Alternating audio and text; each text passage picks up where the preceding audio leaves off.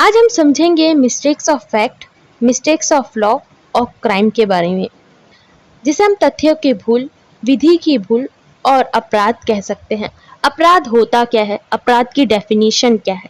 भारत में अलग अलग जाति, धर्म, कास्ट के लोग पाए जाते हैं। सभी लोगों का एक राइट, ड्यूटी एंड लायबिलिटीज होती है कि सभी लोगों का एक दायित्व होता है कि हर एक पर्सन को सुरक्षा और हर एक पर्सन को अपने हितों की रक्षा करने का अधिकार होता है। अगर कोई भी पर्सन उनके बिना परमिशन के उनको हानि पहुंचाने या उनके हितों की हानि पहुंचाने के लिए कोई कार्य करते हैं और उन्हें पता है कि जो उनकी एक्शंस है वो दूसरे पर्सन के लिए बहुत ही ज़्यादा गंभीर या हानिपूर्ण मतलब लॉसपूर्ण हो सकते हैं। क्राइम के कुछ स्टेप्स होते हैं कि उनका एक इंटेंशन होना चाहिए, उनकी एक प्लानिंग होनी चाहिए। प्लानिंग पे वर्क करने के लिए या तो लोग होने चाहिए या तो पूरी प्रोसेस होनी चाहिए एंड पूरी तरीके से क्राइम को पूरी तरीके से कमिट करने के लिए एक एक्शन लिया होना चाहिए। अगर हम आईपीसी की बात करें तो आईपीसी में गंभीर अपराध को ऐड ऑन किया गया है। मतलब आईपीसी में ऐसे अपराध है जो बहुत ही ज़्यादा गंभीर होते हैं, नॉर्मल अपराध नहीं, गंभीर अपराध, जिसमें चोरी, लूट, हत्या, जालसाजी और हत्या की कोशिश, लूट की कोशिश या किसी भी पर्सन को हानि पहुंचाने के लिए ऐसे एक्शन जो क्राइम में कन्वर्ट होते हैं। तो ऐसी चीज़ें को ही हम क्राइम कहते हैं। लाइक मोहन एंड सोहन है, वह दोनों दोस्त हैं, उनके बीच में झगड़े हो जाते हैं और उस झगड़े में मोहन ने सोहन को चाकू मार दिया। तो इस सिचुएशन ने मोहन और सोहन के बीच में क्राइम किया गया है और यह है एक गंभीर अपराध की श्रेणी में आता है। अब मिस्टेक्स ऑफ फैक्ट क्या होता है और मिस्टेक्स ऑफ लॉ क्या होता है? मिस्टेक्स ऑफ फैक्ट जिसमें तथ्यों की भूल होता क्या है? फैक्ट का मीनिंग होता है अगर हमारे जो एक्शंस हैं हम उनसे क्लियर रखते हैं कि हम किसी को भी हार्म नहीं पहुंचाएंगे, अपने रूल्स को, ड्यूटीज़ को और लायबिलिटीज़ को कंप्लीट करेंगे, हमें किसी से कोई भी प्रॉब्लम नहीं है। बट जो भी एक्शन लिया जाता है वो गलती से या मिस्टेक से, किसी भी कारण से वह एक्शन एक क्राइम में कन्वर्ट हो जाता है, क्राइम में बदल जाता है। बट उसमें कोई भी ऐसी चीज़ें ऐड नहीं होती कि दूसरे पर्सन को हमें हानि पहुंचानी है। इसे हम कह सकते हैं mistakes of fact. Mistakes of fact के कुछ ऐसे क्रिमिनल केसेस हैं जो आपको पता होना चाहिए। एक इम्पॉर्टेंट जजमेंट जो बहुत ही ज़्यादा पुरानी है बट मिस्टेक ऑफ फैक्ट के अकॉर्डिंग यह जजमेंट आज भी यूज़ किया जाता है और यह मामला आज भी चर्चे में है। आर.वी. टॉल्सन 1889 को पूरी तरीके से बताया गया है कि पति की मृत्यु के विश्वास हो जाने के कारण उसने पुनः विवाह मतलब दूसरी शादी कर ली थी। यह पूरा मामला क्या था इसके बारे में डिस्कशन करते हैं। मिसेस टॉल्सन और मिस्टर टॉल्सन बहुत ही अच्छे दोस्त हुआ करते थे, एक कंपनी में काम किया करते थे, जिसके बाद दोनों ने शादी कर ली और वह हैप्पीली मैरिड कपल थे। बट हस्बैंड की जॉब यूएस में लग गई जिसके कारण उन्हें बाहर जाना पड़ा। वह जहाज की यात्रा करके एक जगह से दूसरी जगह जाने वाले थे। उन्होंने अपना टिकट बुक करवाया और जहाज में चले गए बट जहाज समुद्र में कहीं खो गया। ये क्या कह रहे हैं आप? It's true, ma'am.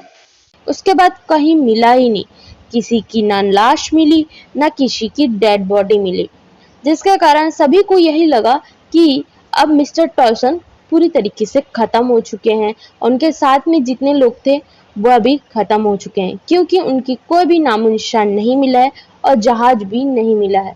लगता है समुद्र में वह पूरी तरीके से डूब चुका है। इसके बाद मिस्टर टॉल्सन की मृत्यु हो जाने के कारण मिसेस टॉल्सन को यह सदमा बर्दाश्त नहीं हुआ और उन्होंने बहुत साल तक उन्हें खोजने की कोशिश की। खोजने के बाद भी वह ना मिलने के कारण कि अब उनकी मृत्यु हो चुकी है, अब वह नहीं आएंगे और वह इस चीज को एक्सेप्ट करके अपनी लाइफ जी रही थी कि उनके फ्रेंड थे जो उनसे शादी करना चाहते थे बट वो सारी सिचुएशन जानते थे। मिस्टर टॉल्सन और मिसेस टॉल्सन के बीच में क्या हुआ कि वह गए और उनकी मृत्यु हो गई है, जहाज नहीं मिला है, उसके बाद वो कभी नहीं आएंगे, सारी चीजें उन्हें पता थी उसके बाद मिसेस टॉल्सन को उन्होंने प्रपोज किया, बोला कि आप क्या मेरे साथ शादी करना चाहोगी? मुझे आपकी सारी सिचुएशन पता है कि मिसेस टॉल्सन आपके साथ क्या हुआ है। मिस्टर टॉल्सन अभी तक नहीं आए, समुद्र में उनका जहाज नहीं मिला है, अब वो नहीं आएंगे। आप क्या मुझसे शादी करोगी? मुझे कोई भी एतराज नहीं है कि आपका जो पास्ट है वो कैसा था और कैसा रहा है, मुझे कोई भी दिक्कत नहीं है, मुझे आपसे बस शादी करनी है। तो मिसेस टॉल्सन की फैमिली को भी कोई दिक्कत नहीं था, उन्होंने बोला चलो आप शादी कर लो। अब एंट्री होती है मिस्टर टॉल्सन की। ये शादी नहीं हो सकती।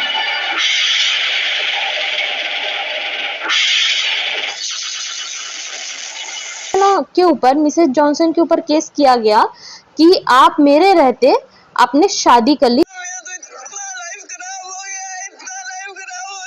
यह पूरा मामला था।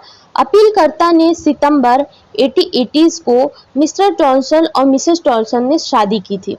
1881 को उनका जहाज समुद्र में खो गया और मिसेस टॉल्सन पूरी तरीके से अपने आप को विधवा मानने लग गई और मिसेस टॉल्सन नहीं मिली। बट 4 साल बाद वह पुनः विवाह के लिए राजी हुई, जो 1884 को थी।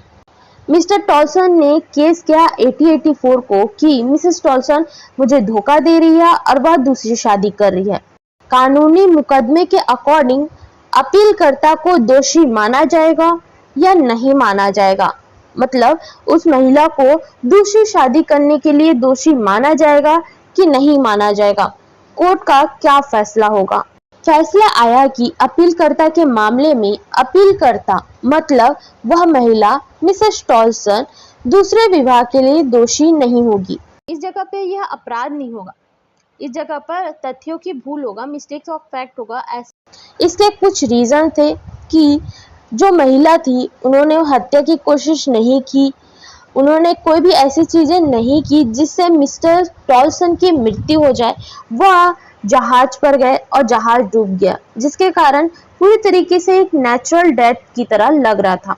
और उसके बाद जब वह शादी करने के लिए राजी हुई तो उसके बीच में 4 साल का गैप था। ऐसा नहीं है कि उनके जाने के बाद तुरंत उन्होंने शादी कर ली। 4 साल के बाद वह शादी करने के लिए राजी हुई।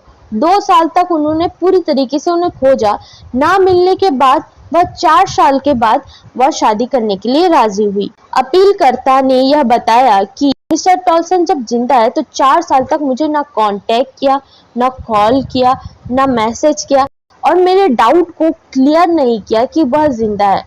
अगर मुझे पता होता कि वह जिंदा है तो मैं कभी भी दूसरी शादी के लिए हामी नहीं भरती, दूसरी शादी नहीं करती। इस सिचुएशन में कोर्ट ने फेवर लिया मिसेस जॉनसन का, क्योंकि उन्हें तथ्यों की भूल हुई थी।